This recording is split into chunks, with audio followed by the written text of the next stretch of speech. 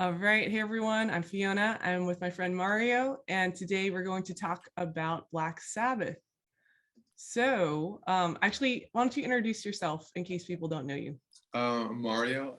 Have a couple channels, an astrology channel, a music channel, a metal music channel, and then I have one other one called Sirius Archer, where I do a mix of stuff. And I'm a metal musician and really into music, especially conceptually and philosophically. And yeah, let's do it.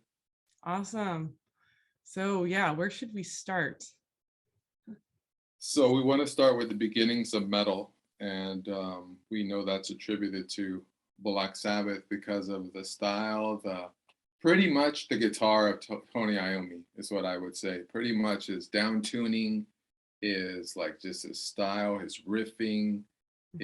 his creativity. I mean, especially the even Geezer Butler as well as bass playing. I mean that the rhythm section of him and Bill Ward, the band in general, like their music was just so thunderous and intense and different at the time that it came out.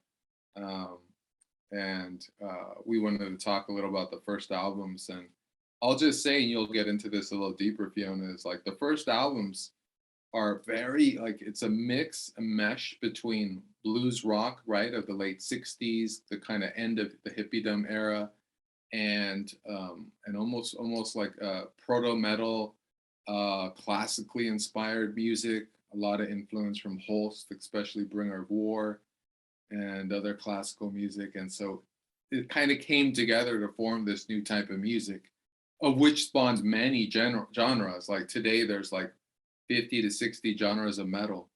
Mhm. And I would say more than half of them are spawned by like Black Sabbath alone. Just Right. That's so crazy, yeah. Just stylistically, there's so many things they were doing and did, which creates albums that were not necessarily solid metal albums. I was sharing this with you before, like the first album is a mix. It's not really just metal or something, it's proto metal. It's like the late 60s hard rock that was kind of moving in that direction, but hadn't yet quite arrived until Right. the song Black Sabbath. And you want to share a little about that? I mean, and other things as well. Yeah, so I know Geezer Butler was like kind of into the cult and stuff like that, and spiritualism. That was kind of what was kind of happening. It was kind of like the post hippie generation, I guess, and so like peace and love was kind of being exposed for, I guess that'd be kind of compared to like spiritual bypassing. And so someone had given Ozzy a 16th century book on black magic, and Geezer said he got this weird vibe from it, and he was like, "Oh, okay." Like everything was in Latin, and he put that book in his cupboard. And he said that that night he had a horrible nightmare, and he woke up and he saw this black figure at in front of his bed, and he like freaked out, and he knew it had something to do with that book, and so he went to the cupboard, and he wanted to get rid of that book, and it was gone. And so What do you mean it was gone? He it got was rid of gone. it? The book had disappeared. It was Oh, dang. yeah. So basically he told Ozzy about what had happened.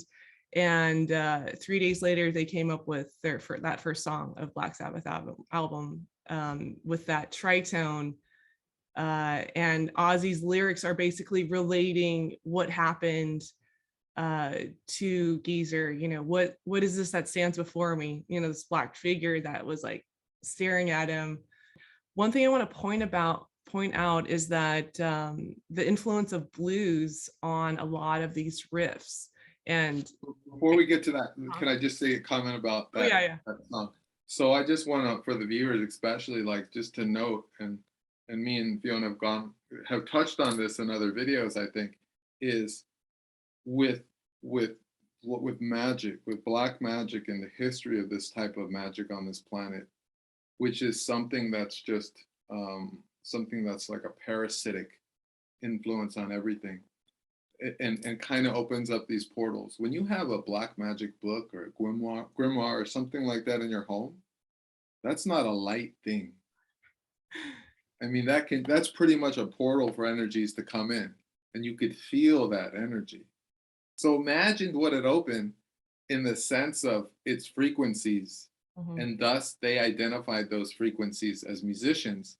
They were able to pick up on what it was and transcribe it into our kind of cosmos with tritones and certain styles of expression. Fascinating, huh?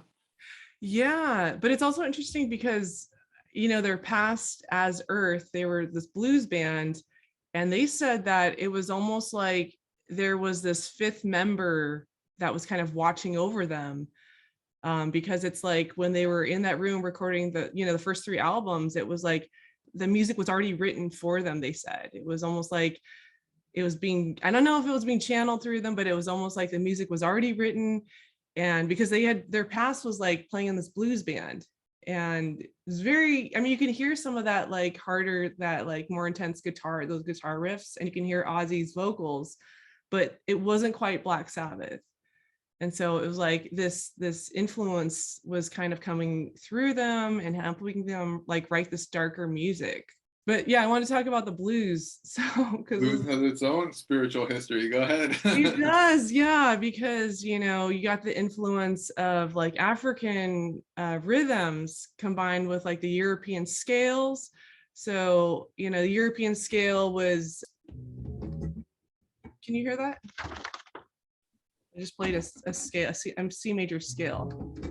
A lot of the rhythms, like European rhythms, are just very straight rhythms, 1 and 2 and 3 and 4 and, right? Whereas you have like African rhythms, which are, you know, syncopated, and they're also swung, da da da da da da da da da da da, right? And then you also have the blues notes, which are quarter tones. It's so I can't do it on piano, but we can give the illusion of blues notes. And you know, we have the basic kind of minor pentatonic blues scale. It's not coming out clearly. One more time. Okay, so let me see if I can.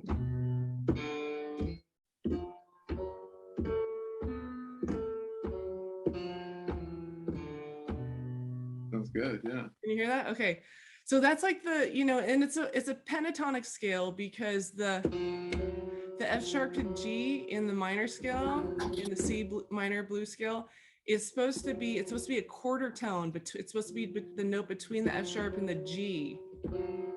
But we give that illusion of that note by, you know, playing it that half step.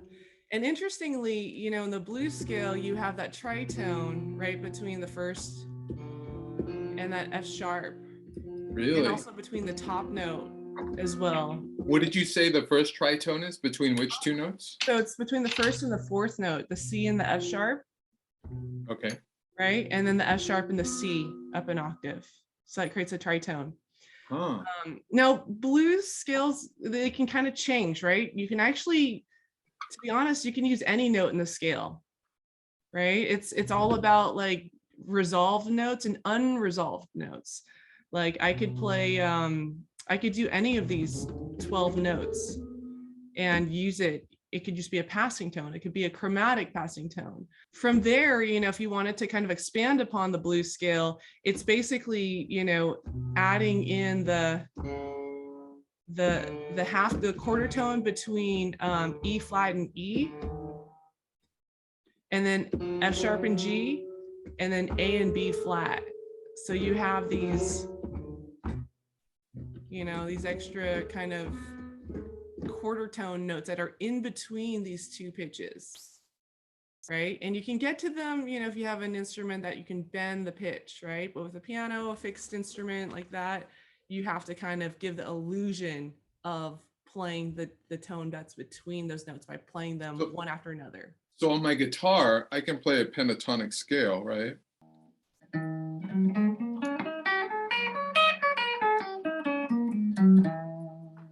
Mm-hmm. Yeah. So that's the minor, you can call it the minor blues pentatonic scale. That's the what? Sorry. The minor blues pentatonic scale. So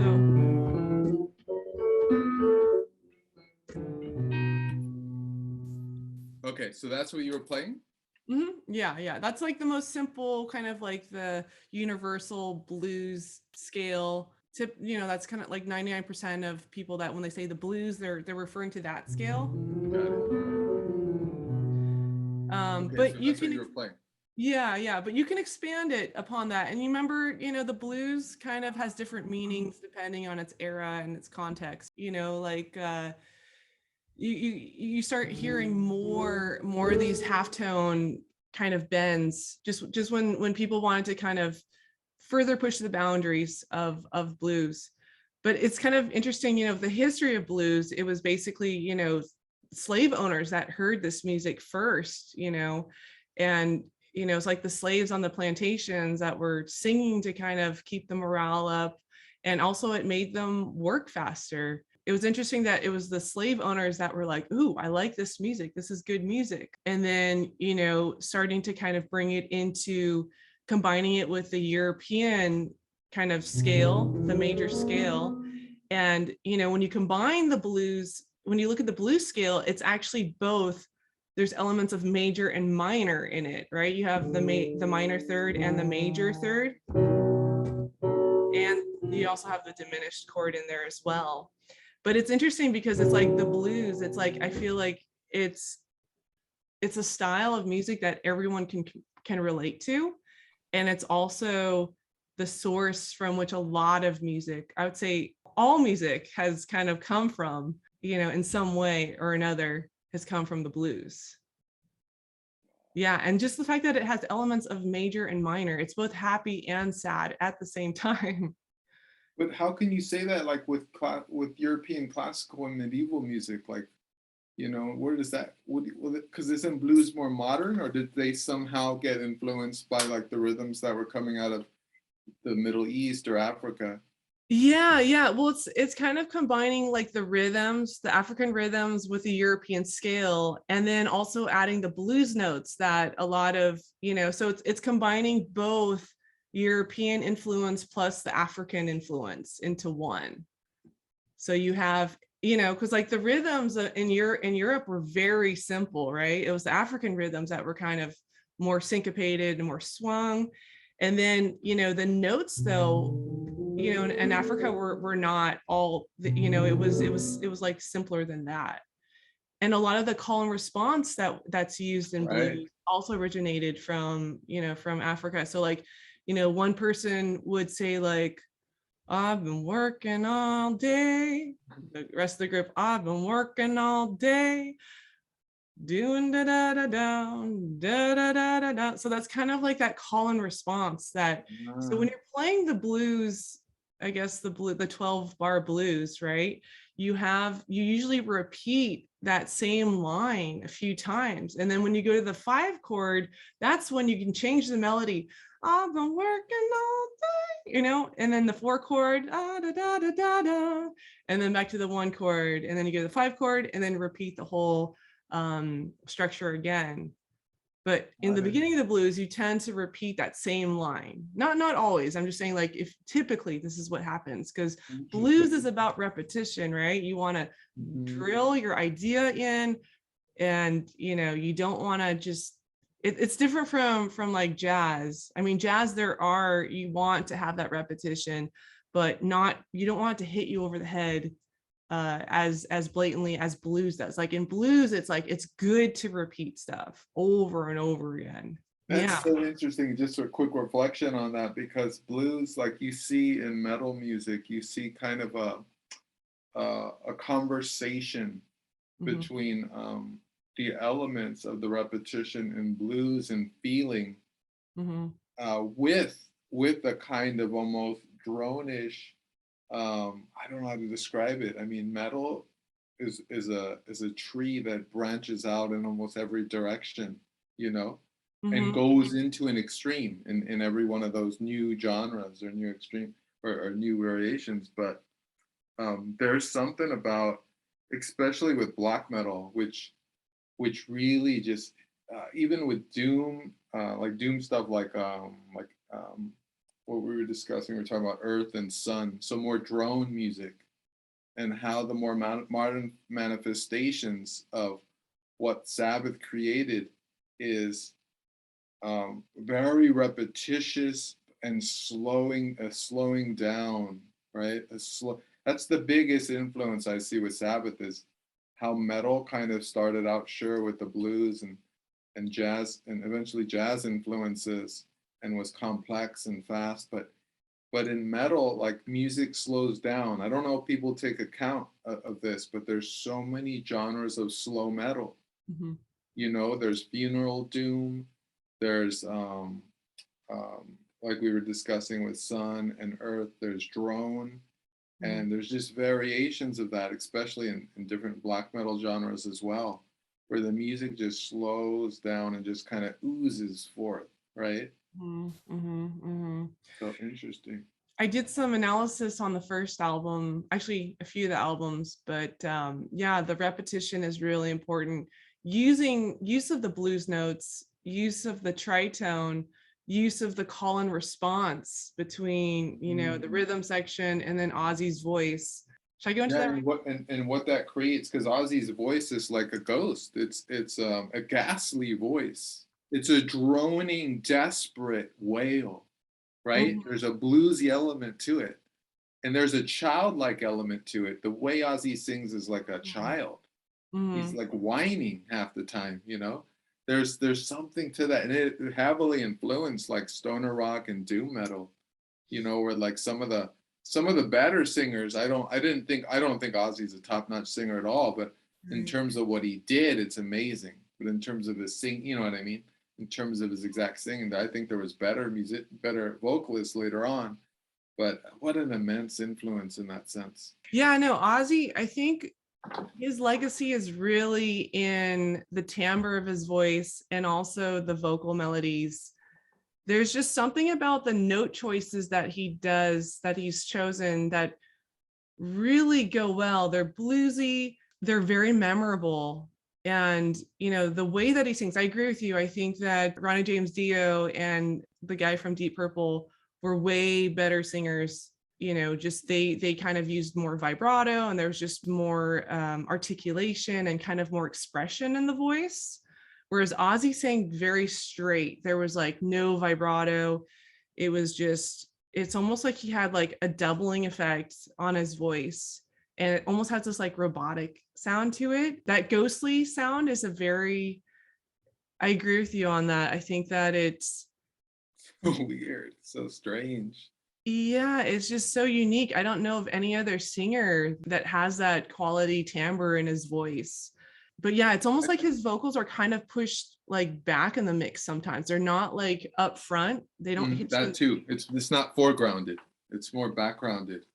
Yeah, yeah. So his voice, it isn't very singerly. It's not very melodic like these other singers. It's just very kind of straight and kind of like monotoned. Yes, hypnotic, hypnotic. There's a Yeah, hypnotic element to that monotonic kind of presence.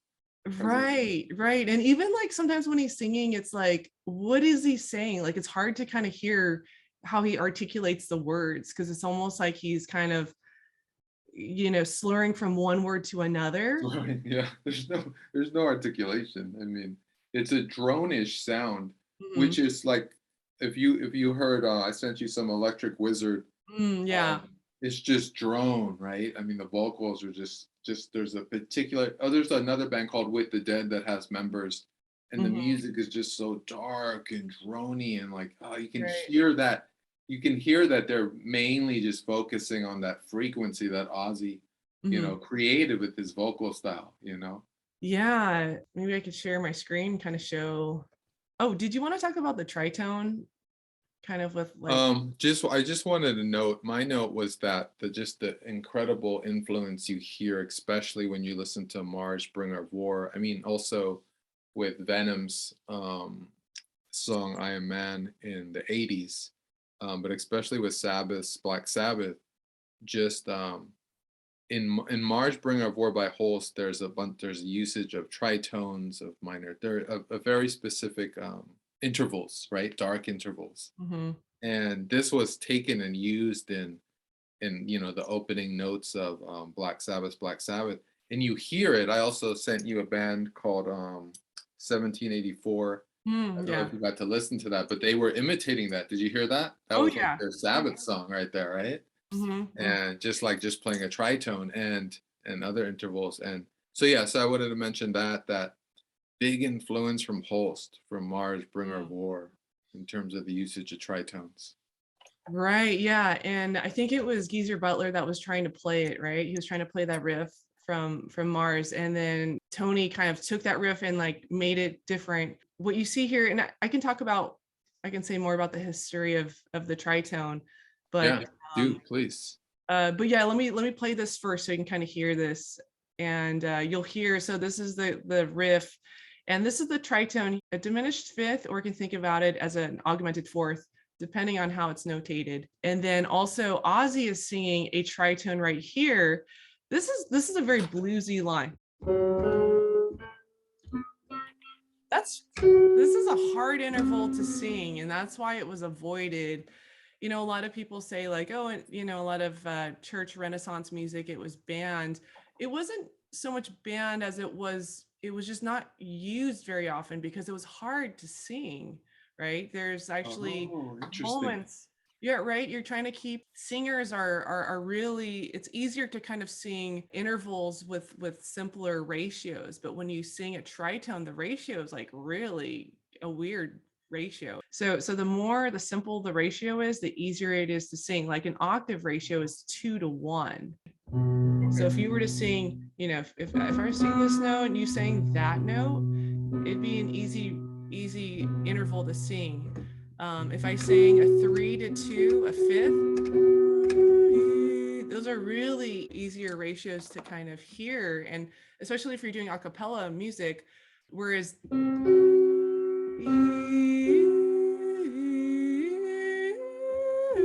like that's hard. That's hard to sing. It's hard to tune because it's so dissonant. It wants to resolve. So it's like you're holding on to that tension and you're harnessing that tension.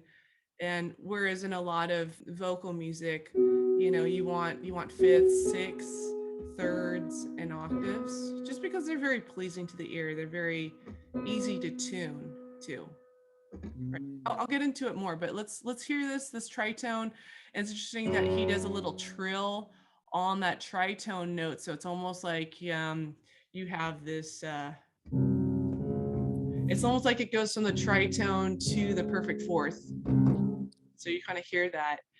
And then Ozzy's vocals come in and, you know, kind of doing this creeping upward.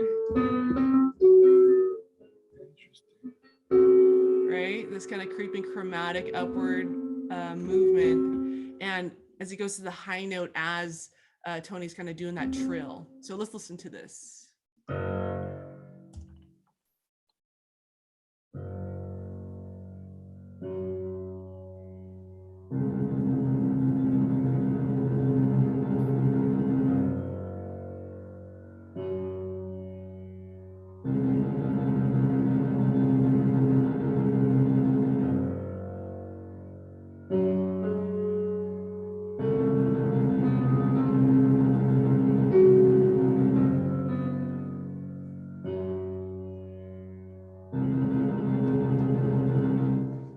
Right, so you kind of have an example of the tritone right there that's really in your face. You can really hear that tritone in there, and there's a lot of people that do a lot of videos on analyzing this tritone.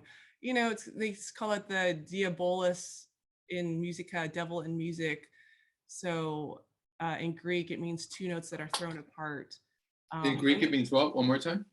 Diabolus in music, so devil in music, and it's in Greek it means two notes that are thrown apart. Interesting. And, yeah, so if I do a tritone like C to F sharp, it consists of 3 whole steps or 6 half steps. It's interesting because the tritone exists between the perfect fourth and the perfect fifth. So the perfect fourth, here comes the bride, and then the fifth, twinkle, twinkle, little star. So it's interesting because it's like between 2 perfect intervals, you know, is this tritone. And it's just really hard to sing. It's just, they don't blend together, right?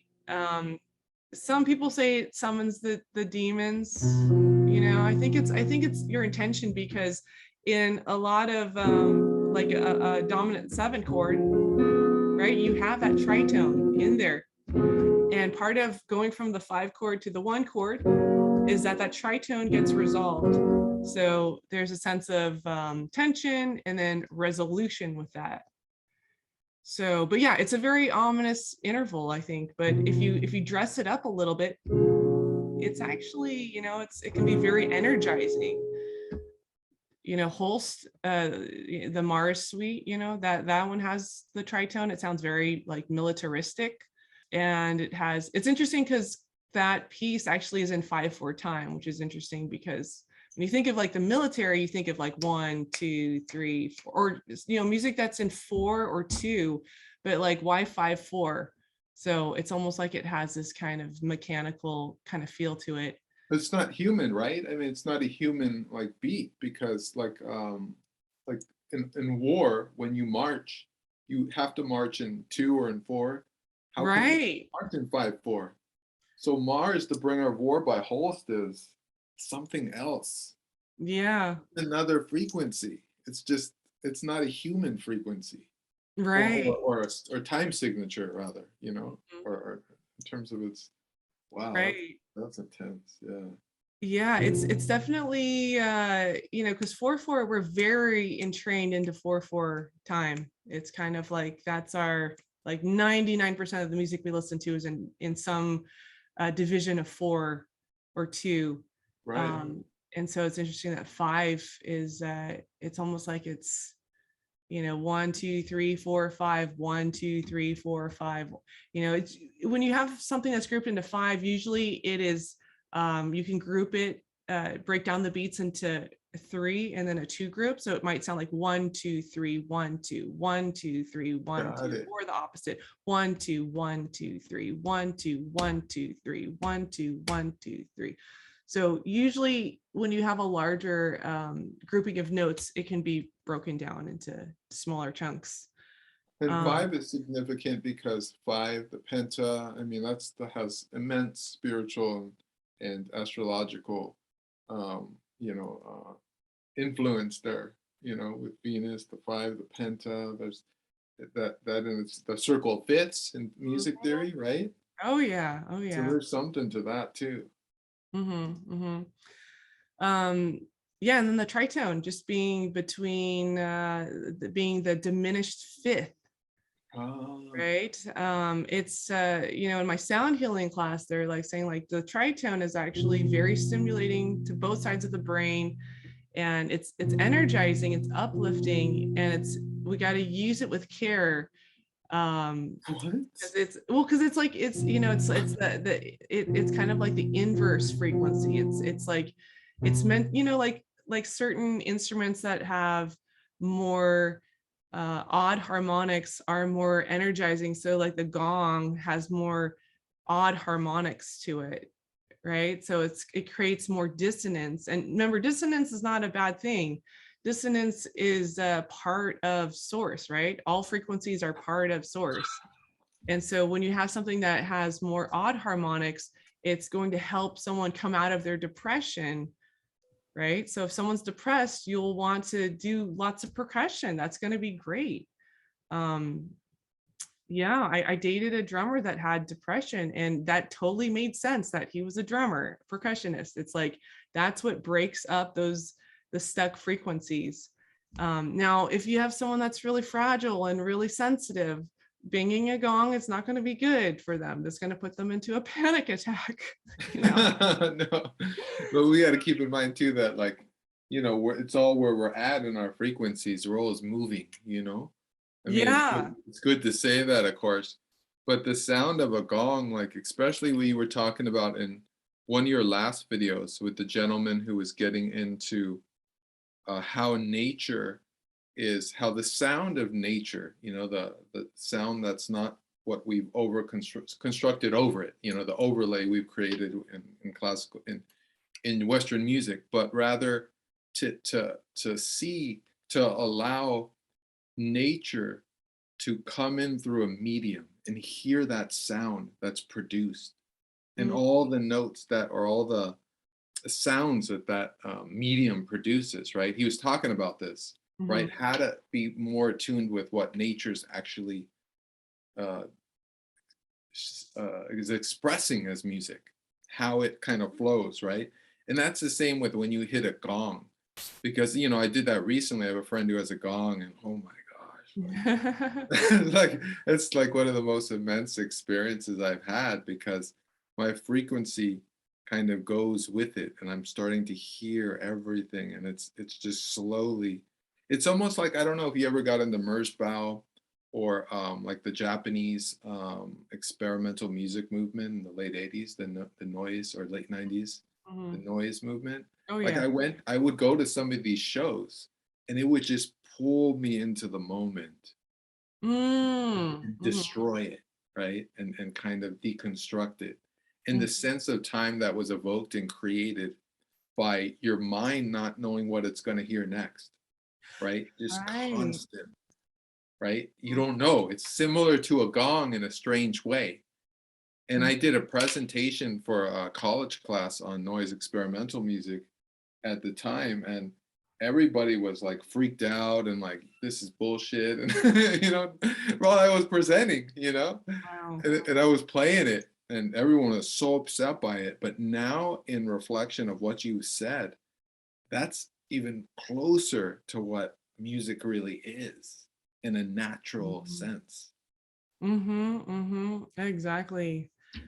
I had a session where I had a Tibetan bowl placed on my stomach, and they played the Tibetan bowl, and I was having like my stomach was just all in knots. I was just feeling really nervous and stressed out.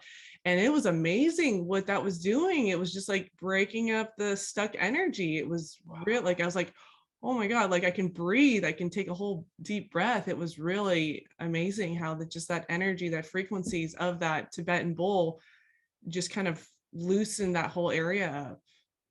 And those are notes moving through you. Those are all those frequencies, right? Moving through in a very natural way. Yeah, yeah, we're liquid. I mean, even Hildegard, it's funny. I heard that she said a quote like, keep it juicy, like keep your being the flow going, keep your energy, because we're 70% water, maybe more.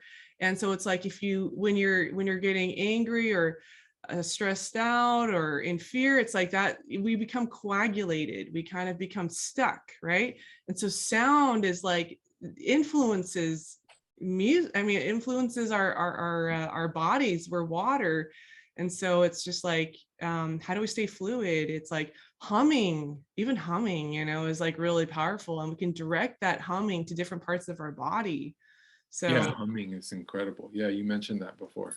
yeah, That's huge. yeah, Hildegard, she's just like, she was a composer, singer. She did a bunch of stuff. I think she also did poetry and played a lot of instruments. But it's just funny that she said that quote, stay juicy or something along the lines of that. But basically, like keep your being, keep the energy flowing and do it through sound. And Huh. it doesn't have to be through music. It could be through noise like gongs or, even Whatever. even like or just like making growly sounds, like sometimes if you tune into what you're feeling, like I feel like metal's so cathartic for those emotions that aren't usually expressed in music, like like the if you tune in, like what is my liver, how can I sound what my liver is feeling right now, and then you make the sound of that and just accept it. Don't try to change it or anything, but just like, I'm just going to make the sound of my liver, and it's like it's like it could be a really weird frequency and a really weird sound, and but just by voicing that, you're allowing it to then transmute, transform, right? Versus if you're trying to force it to be something, it's like, no, by ignoring it, it's not gonna change. But by acknowledging it, then it's like, oh, now it's seen, it can now, it has permission to kind of morph if it wants to, or change. I just want to touch on that really quickly in terms of healing. Really, what I've learned in all my years, like exploring different healing modalities, is that what wants to happen with the body is just expression and recognition. That's it. That's all that's needed. You know, whether it's just a thank you for that experience or just being present, which whatever part of your body needs it. And it maybe it needs to express itself, but just being present with it, you know? I mean, Mm-hmm. all those ideas, that's basically what healing is. It's Mm-hmm. just allowance and acknowledgement, you know, and gratitude, all in like one word, like a thank you for that experience. And so that experience can leave the body so it can pass out. Right, right. One thing about Ozzy's singing is it just feels so raw. It feels so truthful to what he's Yes. feeling. And I think Yes. that like a lot of the trained singers, you know, it's like they have amazing voices, but it's almost like there's this they're insulating their they're insulating their expression by with this technique, this amazing fantastic technique that sounds amazing, but I'm not getting the truth of what's underneath that. It's almost like because it's so perfect and it sounds so amazing, I'm distracted by how good it sounds. Whereas with Ozzy, it's like I get the truth of what's really happening. Like I feel like he's one of the best storytellers, and he conveys that through his transparency in the quality of his vocals, but also he's not trained singer. Like I think the band was even like, oh, this guy sings. Like they were, you know, they were surprised that he was looking for a band. And but I think That's that, fucked up. oh, you know, just but No, it it's great. It's I just want to like jump off what you're saying. I mean, you know, if we're gonna go look at it that way, you know, especially, you know, you have like background training, right? Like, and we all have some degree of training, but when you talk about like his just the honesty, the rawness, the emotion, the expression, the alignment with whatever the emotion was to the fullest tilt, what you're describing is an ancient expression of the body. I mean, Mhm, Tibetan throat singing, for example, right? mhm, Where it's just this consistent, pure, unadulterated expression, mhm, irregardless of any classifications of judgment of emotion or what we can or cannot express, right? I mhm, mean, this is what defines metal in itself, and not all the time, because we know metal's also been overly, you know, you know, majority of metal musicians are just like overly trained, right, and just like mhm, know so much, right?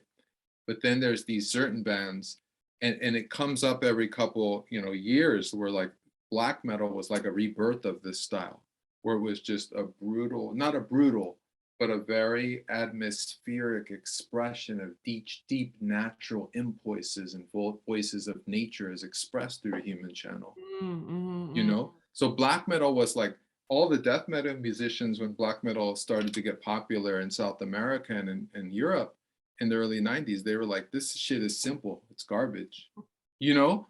But then when you listen to it deeply, you're hearing something else. There's something else coming forth.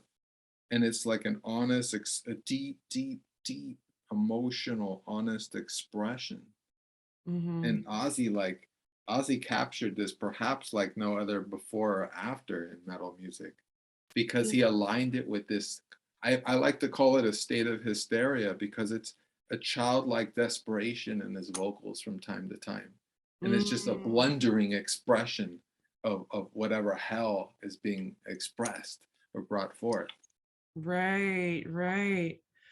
Yeah, there's I remember like when I was I took some voice lessons back at Mills College, and I remember like singing, and you know in the past, you know, teachers tell you to use your diaphragm when you're singing, and it's so weird because it's like the diaphragm, there's no it's such a I feel so removed from my diaphragm, right? Because it's just like it's just in the middle, like below your stomach, right? It's not like your feet where you can kind of feel the ground and you can kind of like make contact with it, you know? It's kind of like abstract. It's like in your gut. Yeah, I just remember like feeling like I needed to hold on to a chair. I needed to hold on to a piano while I was singing. I needed to like push up against something. And I feel like with that support, you know, it kind of enables me to kind of really use the earth, use the ground as a support system for me to kind of sing. I feel like Ozzy kind of, I don't know, like when he sings, he really, because sometimes he kind of hunches down, Yeah, right.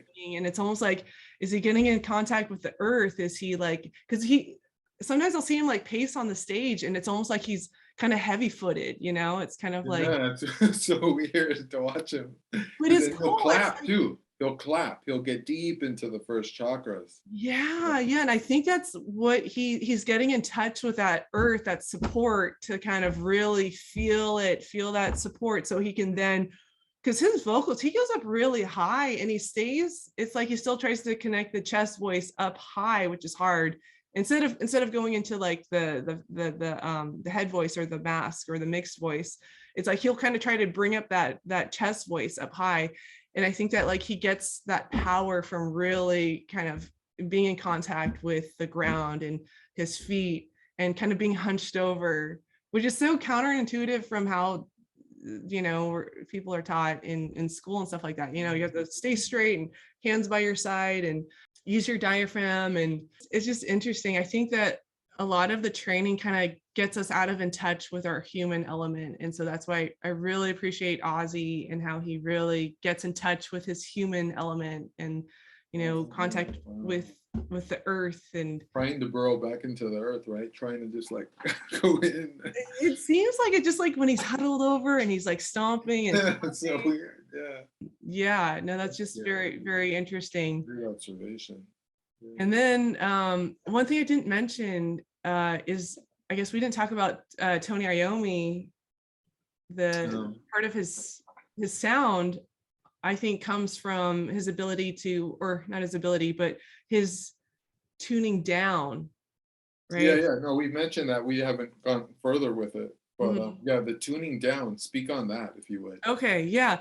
Well, so do you know about his accident that happened, where it was like his last day, he was quitting his job at the factory and he was supposed to do something with this saw thing and he didn't really know how to operate it, and it actually went down on his fingers.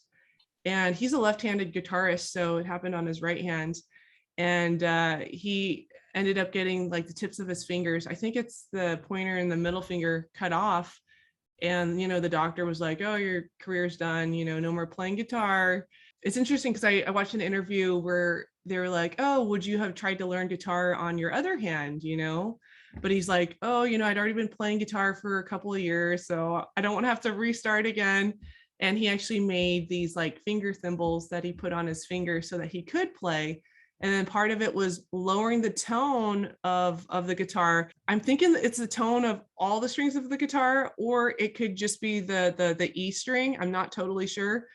It sounds like it would be all the strings. Yeah, but... I mean, it's common to drop it to D, especially in metal, especially in stoner rock. Right. But he was lowering it to C sharp. So it was just like, so it made the string tension, it's easier to play. And then it's funny because I think one of his coworkers brought him a CD of Django Reinhardt playing guitar, and he's like, why are you letting me hear this right now? Like, I don't want to hear guitar music right now. And he's like, this guy, only has 2 fingers and he's playing guitar. So it was inspiration. He was like, oh, if that guy can do it, then sure, I can do this too. But yeah, I think part of that tone that he gets from the guitar is, the lower the sound is, the more the bass tends to travel, right? So that's why when we hear someone bumping their music, we hear the bass in their cars, because like bass waves, they're long waves, whereas like high pitched music, the waves are very short. Yeah, so they can travel through. I think that maybe has something to do, like, with like our internet, like 5G, and like the other G's, like they're shorter waves, whereas 5G is like bigger, right? Interesting. Right? I don't know. This is just a guess, but I'm thinking like 5G waves are like bigger, so they can travel through walls and stuff, which is, another story. But yeah, so I think that like it made him, I think what he said, that he wouldn't do a lot of I can't remember, but I think it just kind of tuning it down. So 3 semitones down to C sharp, yeah, it just made it easier to kind of bend the strings. But in general, it just gave that really heavy kind of sound that they're known for.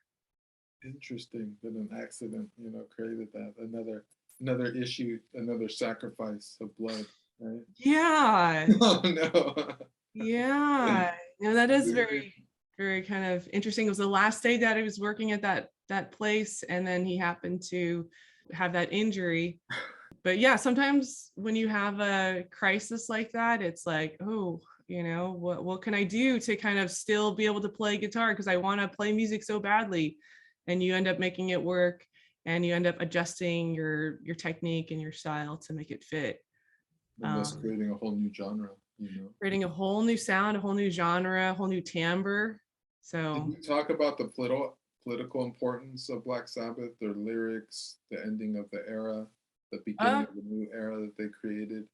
yeah, The yeah. breakthrough of You the want to talk about illusions that? of the time. I mean, their lyrics are so important in terms of their messages about war, addiction, drugs.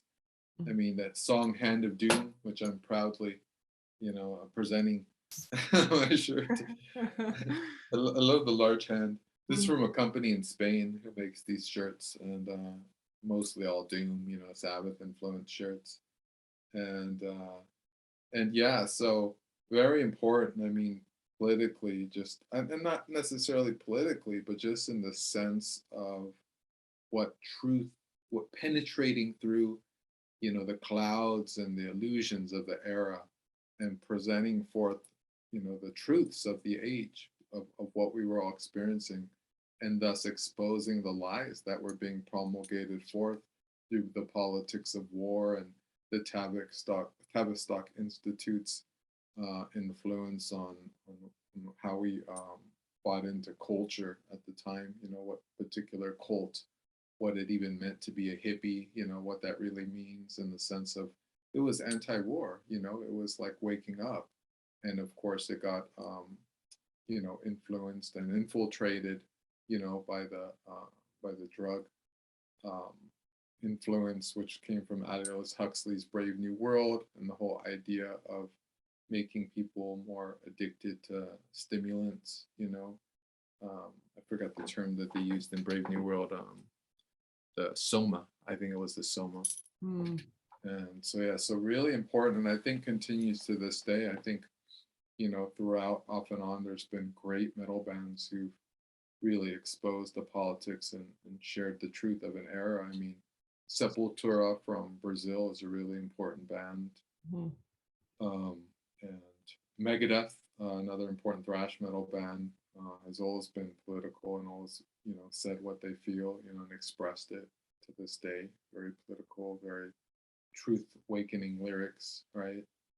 And many other bands, and yeah. So what about you? What's your feelings on the lyrics, the album? Yeah, well, it's interesting because I had one of my composition teachers when I was writing my second string quartet, which is very dark. I was going through a dark period of life during that time, and one of my composition teachers was like, Fiona, if you're gonna write music like this, like, I don't know if how did he put it? He's just like, if you're going to be composing music, do you really want to be writing dark music like this? And the way I thought of it is that, like, in order to kind of heal something, sometimes we need to listen to music that's more intense to kind of break up those energies that are stuck, and to also give voice to what we're feeling, that kind of maybe transmutes it, empowers it. So I think that, like, a lot of the music, when people say that, like, heavy metal, I've heard like, oh, it feels like I'm being assaulted by music and stuff like that, by heavy metal, or it's just angry, but it's like, we have matching pictures with that. Like, there's been times in my life where heavy metal has been very healing for me, because it's kind of helped me tap into my rage and helped me tap into, the shadow, and really express it, really feel into it so that I could release it. Because if we just stuff it down, it's still there. It's just tucked away, and it's going to come out in a different costume or in a different way. I think that a lot of the judgment towards metal, I feel like they see it as like, oh, this is this dark music. And, like Ozzy's dad, when he listened to the first album, he's like, son, are you sure you're just drinking alcohol? You know? I saw that. I read that recently. Yeah. Hilarious. It can kind of open up, I don't know about opening up a portal in us, but it can kind of be a pathway for us to kind of express and get in touch with, the darker parts of ourselves. But I don't think it's all dark. A lot of the lyrics kind of are about struggles, personal struggles, emotional, psychological struggles that they're experiencing. And it was Geezer Butler that wrote the lyrics. He wrote most of the Yeah, lyrics. right. Right. So it's like giving acknowledgement to the suffering that's happening and the struggle, and being able to overcome it, being able to kind of fight a lot of this shit, and not let it get you down, and kind of be more courageous about it. Yeah, I think that a lot of the lyrics are actually kind of empowering, if anything. I mean, yeah, they're kind of talking about losing one's mind or death and destruction and psychosis, but it's like these are all part of the human experience, and I think they're just as valid as the other ones. You can't have the dark without the light. I think the line only becomes drawn, and especially in metal, is when you have bands that are celebrating it versus selling it. Does that make sense? Like Mm-hmm. those who will celebrate the expression of what needs to be expressed versus bands that are creating a whole frequency and want to sell that frequency and bring others into Right. that frequency and stay stuck in it, Mm-hmm. right? And music is moving, and as you discussed, being that we're so much made up of the element of water, I of course always want to insert all the elements and additional elements, which are even becoming more multifarious as we speak, as we change in frequency as humans. That yeah, that we're never to be, our purpose is never to be stuck in frequencies, but as you noted, to always be moving through them. And Mm-hmm. some of these bands, especially influenced by the Sabotage album of Sabbath, like create these like very just, I don't know how to describe it. It's like this very drone-ish um, type of doom metal, like, and it's almost like a frequency that you can get stuck into less than it can be a celebration of it. And that's what metal's been accused of, in the sense of carrying forth the devil's messages, right?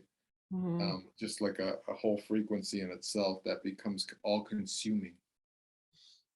But in terms, as you noted, in terms of its expressing all that we are, and as you said in other videos, every sound is an expression of who we are, as Mm-hmm. humans.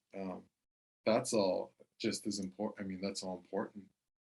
Right. Just because there's the danger, of the siren call of that kind of frequency doesn't mean that we need to protect ourselves from it. That's personal business. That's Mm-hmm. one's personal kind of choice, right?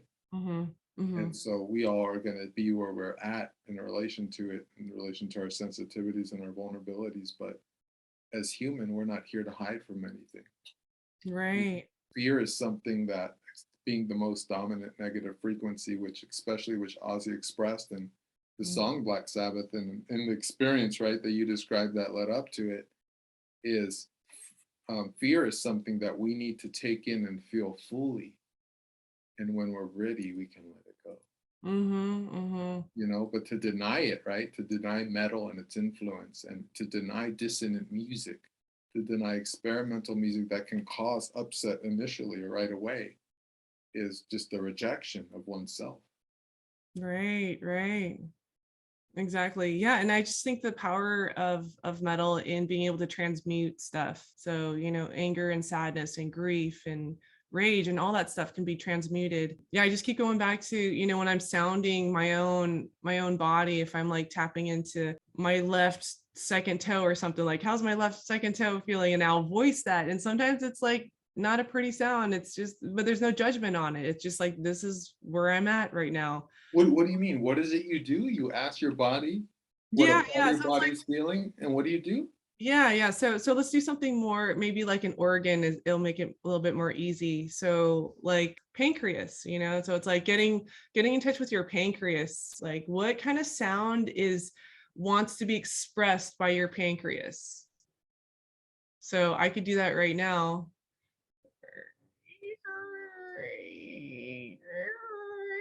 I've been eating a lot of sugar lately, so that's your pancreas is pissed. yeah, my pancreas is like, stop eating so much dragon fruit. Yeah. Dragon fruit's so good though. Oh, it is. Oh my God. But I've just been addicted to it. It's a little bit I need to like switch to something else. But they just sell it at Costco. They sell like fresh dragon fruit. And I've just been indulging. But yeah, so giving voice to that. And it's like when you really tune in to your organs, it's like, where are they vibrating? What's their frequency right now? And it's interesting because a friend told me about Chinese organ massage, which I have an appointment and I'm going to try that out in a couple of weeks. It's just like your organs take on a lot of emotional stuff. You know, if you've ever felt your liver and you like feel your liver and is like, is it sore? Does it feel like, how does it feel when you kind of like press on it? You know, it's like there's a lot of stored emotion in there, usually anger. It's like it's processing, right? Your liver is always kind of trying to clean out the stuff in the blood, I believe. I'm always feeding my liver sweet potatoes so it can purify the blood. And then I make sure I listen to my requisite daily metal music to get any anger out that's hidden there. Exactly. Yeah. And for me, it's like when I do my kickboxing and stuff, it's like sometimes my teacher plays heavy metal when we're doing our kickboxing, and really nice. Really tune into that anger and release it. You know, it's empowering. Like I remember as a swimmer too, I would use anger as a way to help me swim faster. Like I remember right before a race, I would think about something that really would piss me off. What? And yeah, and I told my coach this, and he's like, "Oh, interesting." But he's like, "I'm wondering if there's a healthier way to deal with that." But you know, Mars and Scorpio, so I'm like, I have like, if I don't express this, it's like it can come out sideways. So I'm just usually will turn that anger towards sports, especially like kickboxing, boxing, swimming, or you know, working, putting it towards my work and being very productive. But yeah, swimming, it was something that helped me swim really fast, I feel like. As dedication towards your Mars and Scorpio, I'm going to send you 2 songs. Okay. And it's going to be both by Hate Eternal, which is a band with Eric Rutan. He was one of the original guitarists of Morbid Angel, a death metal band. But in these songs, like the levels of anger that he expresses, that kind of just like come in waves and waves and hit this peak, the level of rage that is in it. I remember I would listen to it and I would cite the lyrics. The lyrics are pretty generic so that it can mean kind of what you want. I loved his style of doing that. But the lyrics help bring you to that level of rage. And I remember I would just go straight into tears. The rage would convert and go into the underlying emotion. Right. The more complex underlying emotions. But in expressing that rage, it broke that ice barrier, which anger can be, right? Mm-hmm. And got into those deeper emotions. So I'm gonna have to send that to you. Yeah, no, that's awesome. Great band, Hate Eternal, great death metal band that just pounding, just like furious, unrelenting. And also, you know, with breath work, you know, a lot of times people will express anger and then it will turn, once they express the anger, that's the outside emotion, then it's like usually sadness or grief or something underneath that anger. But the anger is kind of like, oh, I let my boundaries down, or I let someone trespass my boundaries. And then that's where the anger is. And then, but yeah, it's usually covering up something else. It's easier to express anger than it is to express maybe the more subtle emotions. I could share the rest of the guitar riffs that I transcribed. Yeah, for sure. I just have an impulse to play tritones all of a sudden. I just know to play tritone intervals on my guitar. Right. Different chords and, you know, different notes.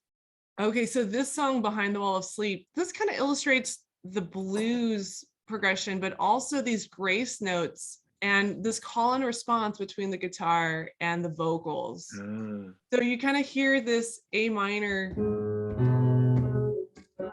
and then you hear Ozzy's vocals. It's not exactly a C sharp, you know, it's kind of in between, so it's kind of like you have this major minor sound, which is really very bluesy.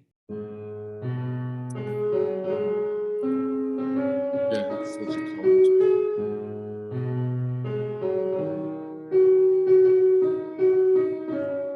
Oh, it didn't do the quarter tone because this is a G. I put it as a G sharp, but quarter tone sharp because it wasn't exactly a G sharp.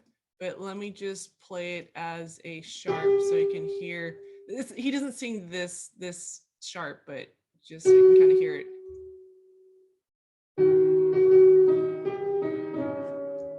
So it's not quite a G sharp, but it's between a G and a G sharp. And then Iron Man. So this song, you can kind of hear the parallel motion between the guitar and the vocals. And this is kind of an interesting thing because it's like parallel motion.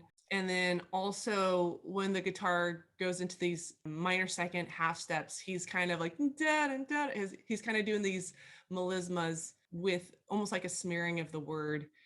But it's in, same, it's just parallel copying the guitar line up an octave.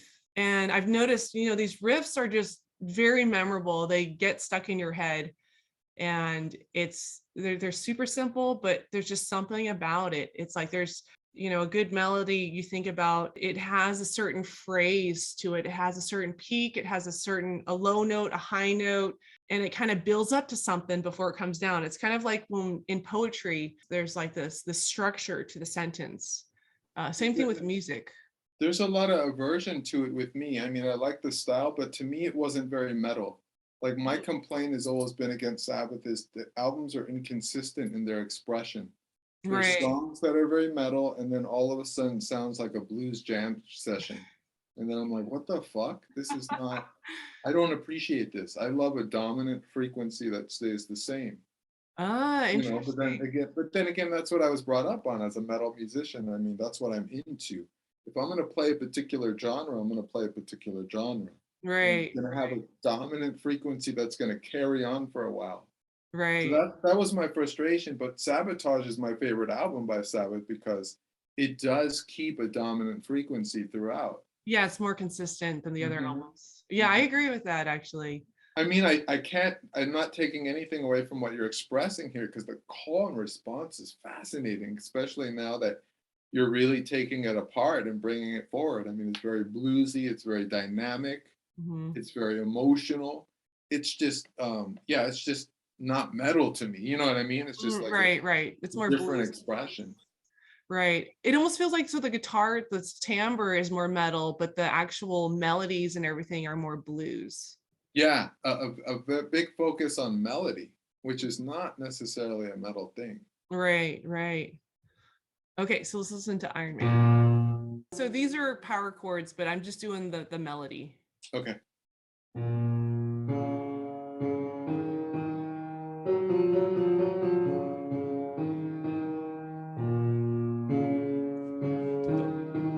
I didn't put this up an octave.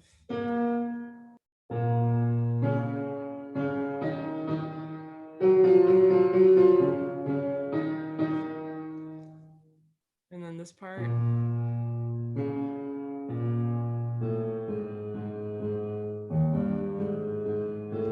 So you get that kind of bluesy, kind of those blues notes in there. These are swung a little bit. I did these straight, so these are meant to be swung. Here, God is Dead. So this is kind of going back to these different chords where he's doing an E minor. So this is maybe the drone note that you're talking about, where a lot of times the low notes will ring out.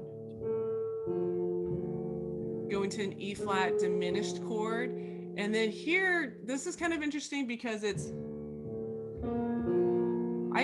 I analyze this as a B flat, B flat. It's actually just a B flat major 7 chord. So kind of interesting going from E flat to B major. It's actually, if you just look at the keyboard, it's a major 3rd, even though it's notated as a 4th or as a diminished 4th. So it's just kind of interesting. It's used a lot in film music, this progression.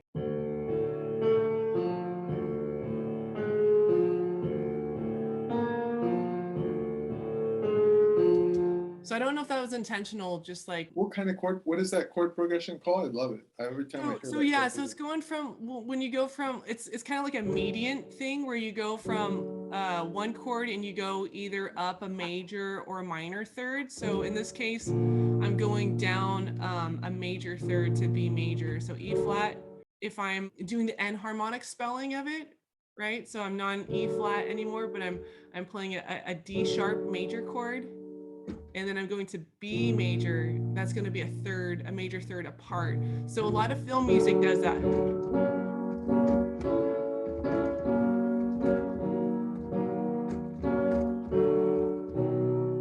You know, it's just very uplifting.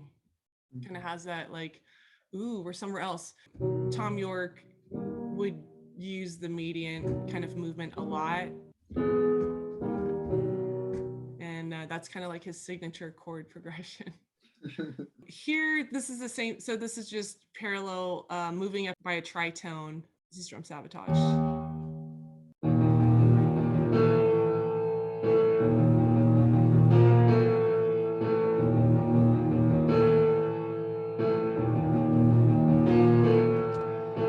And I think one thing I didn't maybe talk about enough is like the use of syncopation, kind of moving up to the power chord that's a tritone apart, like at the end of beat 4, right? So when you're in 4/4 time, you have your strong beats, right? Beats 1 and 3 are your strong beats. Beats 2 and 4 are your weak beats.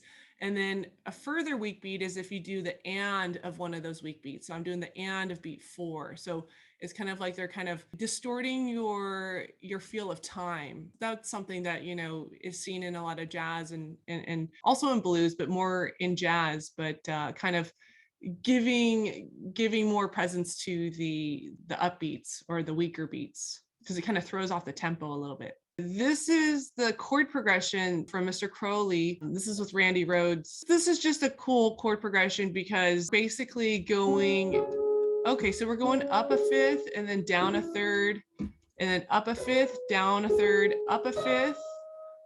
And then when we get to the solo part, it becomes a descending fifths pattern. So I'm going from D minor to G minor to C to F to B flat. Can you go back to the screen to the that I want to just take a picture of that because Yeah, I yeah, want yeah. to. Let me make this a little bigger. And so, just a quick question because you went over this, but I just want to hear it one more time if I may. I can't see it; it's so small now. So the D minor, okay, the D minor to the A minor. What is that? So going to D minor to A minor is a fifth apart. It's called a what? So it's a fifth apart. A fifth, and that's the interval, right? Yeah, that's the interval of going from D minor to A minor. And we're in the key of D minor. So right now we're in the key of D minor. So we're going up a fifth, and then we're going down a third, up a fifth, down a third, up a fifth, and then back down a fifth. And then we do this whole, and then these parallel fifths. And then you have your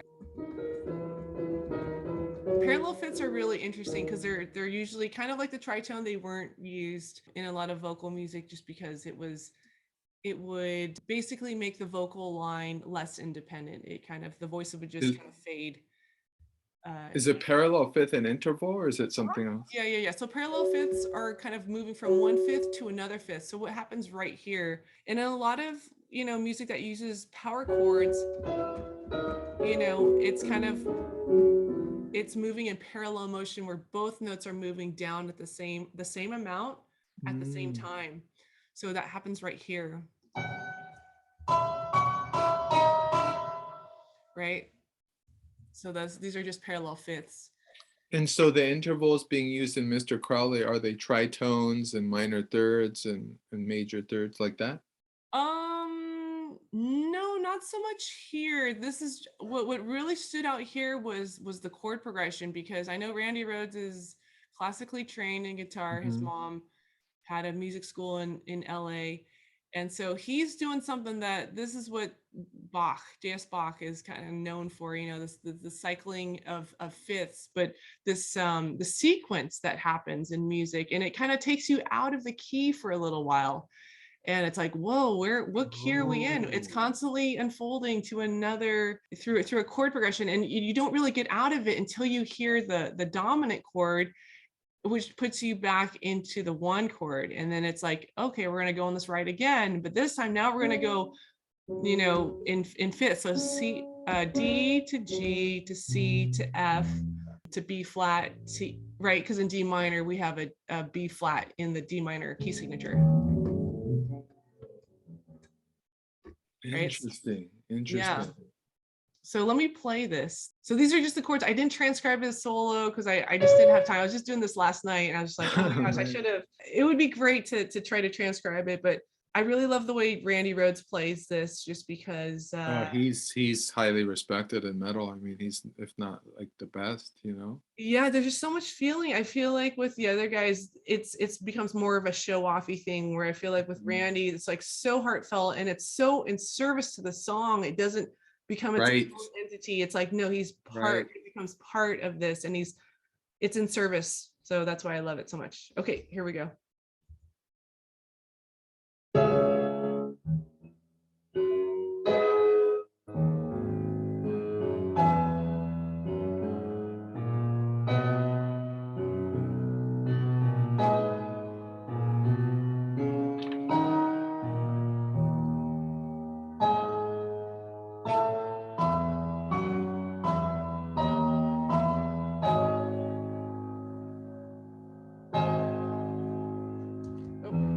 And then we'll just go right into this part.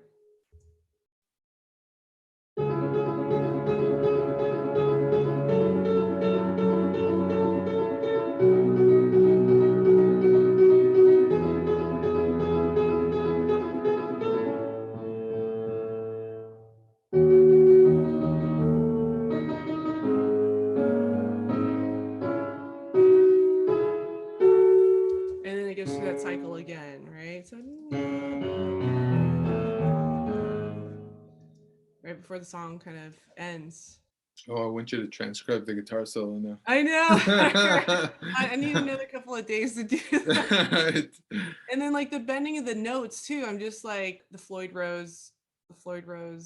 It's a Floyd Rose bridge. Floating bridge. It's basically with that the thing to kind of make it so that you can bend the pitch. The whammy bar. It's the whammy bar. Yeah, whammy bar. Yeah. So I was trying to come over to it. Whenever I hear a solo, you know, because some people are like, oh, he could solo off of anything and make it sound good. Yes, that's true, but I think that like the harmony really propels this solo into it, just gives it momentum. Because if you were to just solo, yeah, it's gonna sound cool, it's gonna sound fast, it's gonna sound very virtuosic, but like it's the harmony that really carries it through and pushes it, because it gives it a sense of moving away from home or moving somewhere else, kind of going somewhere rather than just you know, just kind of, you know, playing this really fast solo. And that's the theme of Western music. So that's something we need to return to, and the song needs to return to. We're on an adventure, we're on the journey, right? We're going far from home. Yeah. And the guitar solo is a microcosm of the whole song. Right. And it's an expression of perhaps the furthest aspect, outlier kind of experience of the circle of the journey. There's this, I'm gonna have to send this to you. So there's a guitar solo on Morbid Angel's Covenant album. And they were touring at some point, and I emailed the guitarist for some reason, or I had his through the website or something, right? And I asked him, they were coming to San Jose, and I asked him to perform this particular song.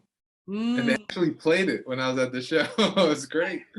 But in the song, the guitar solo, and I want you to hear it because Trey Agathoth of Morbid Angel was really into Bach and into Mozart.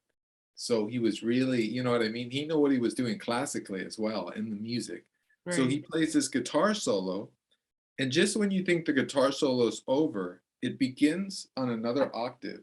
Oh, wow. And just when you think it's over again, it begins on another octave.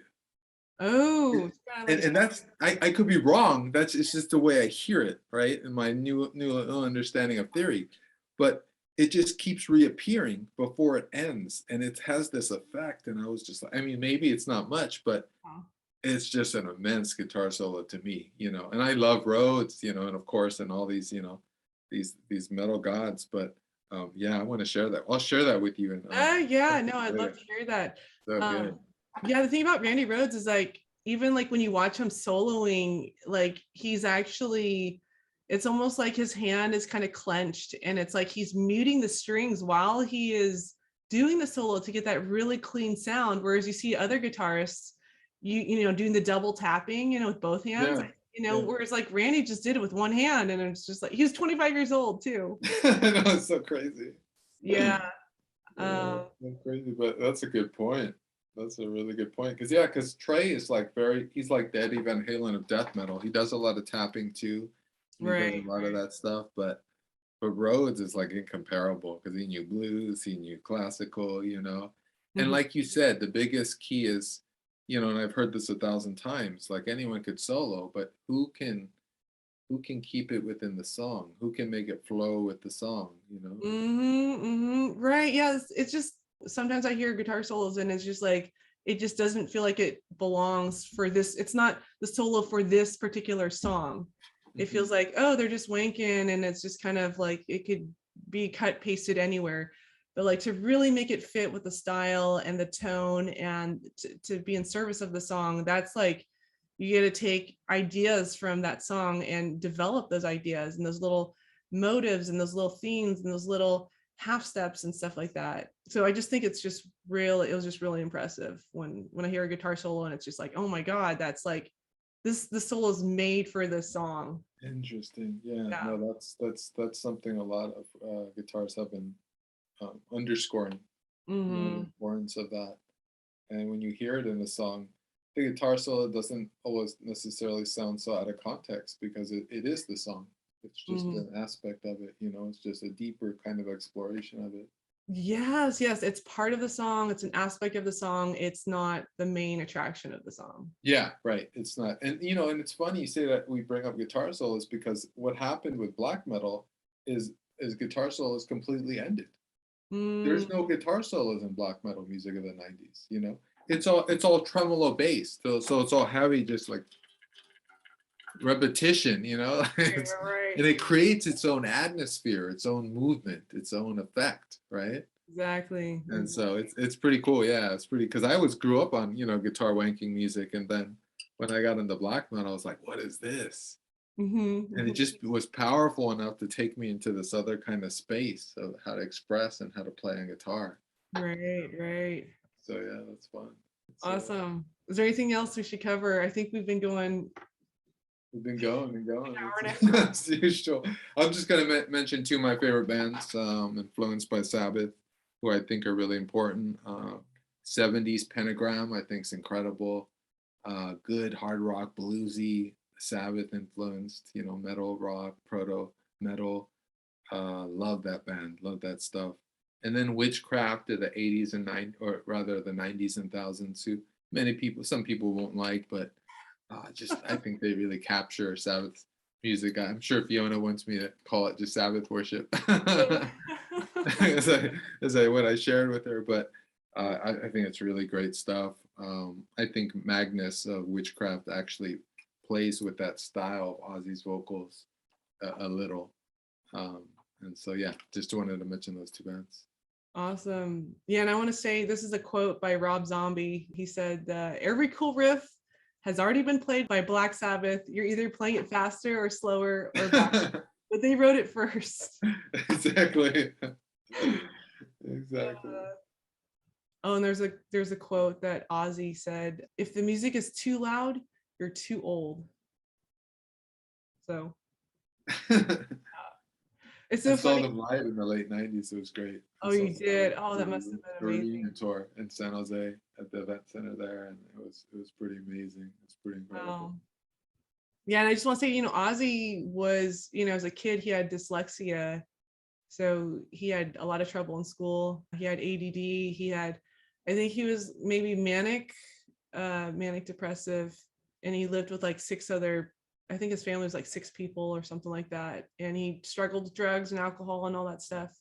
but he was able to kind of put that towards the music, all of his struggles and all the pain that he was going through. And when he was fired from Black Sabbath, he was able to still be able to write amazing music. Oh yeah, I mean 80s Ozzy, all those albums, Blizzard of Oz, like shot. I'm trying to think of some of the songs. Love those songs. Oh, I was in the Ozzy before I was in the Sabbath. Oh Pretty wow! much. In the 80s when I was listening to metal, like I heard Sabbath and I was like, what the hell is that? I want to hear Ozzy. It was true. But it was, 80s style was a little more commercial initially, especially popular glam metal and, and stuff like that. But Ozzy's solo albums are amazing. I agree. Yeah. And, that's when he broke away from Black Sabbath. That's kind of when he met Sharon, his future wife. Did you ever watch the reality TV show with? No, I try not to watch those things. Oh, okay. I used to watch it back in the day. It was pretty funny. It was just like Ozzy and his kids like starting trouble with the neighbors, and it's just funny. It's hilarious. I just remember like there's an interview with Ozzy from the 80s and he's like trying to make his breakfast and he's pouring like milk onto his plate. It's just like can't even concentrate, and he's being interviewed. It's just hilarious. Yeah, it's cute. I think like because it's funny because the band in the beginning they're like, oh man, people are afraid of us, but like when you really get to know them, they're very down to earth, warm-hearted people. Like even Ozzy, when he's on stage, he kind of looks like a grandpa that's just like, it's just cute. He's a big kid. He's a big kid, yeah. And just like he gets so into it, like, clap your hands. I can't hear you out there, Yeah. Like he's just, you could tell he just loves being in front of people and like changing the vibration and all that stuff. He's just really a sweet soul. And I know he's done a lot of drugs. I think his voice still sounds amazing. Like, all right, let's do our favorite Sabbath song, minus Megalomania, of course. Oh, love yeah. the breakdowns in that song. Love the desperation, That's a hard one. The ballads are great too, Solitude and like yeah, some of the later albums that are really good. I'm more of an album person. I grew up with Paranoid. I do like Sabotage. I love Sabbath, Bloody Sabbath, of course. I love Volume 4. I love their first album. I don't know. That's really hard.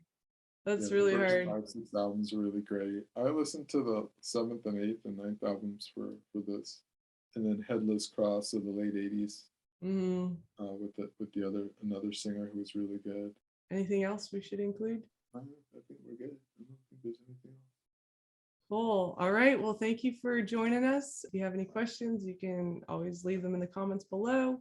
See everyone next time. And then if people want to find you, I'll post the links below. Oh yeah. If you guys want to find me, post the links. And awesome. All right. Thanks for watching. Thanks for watching.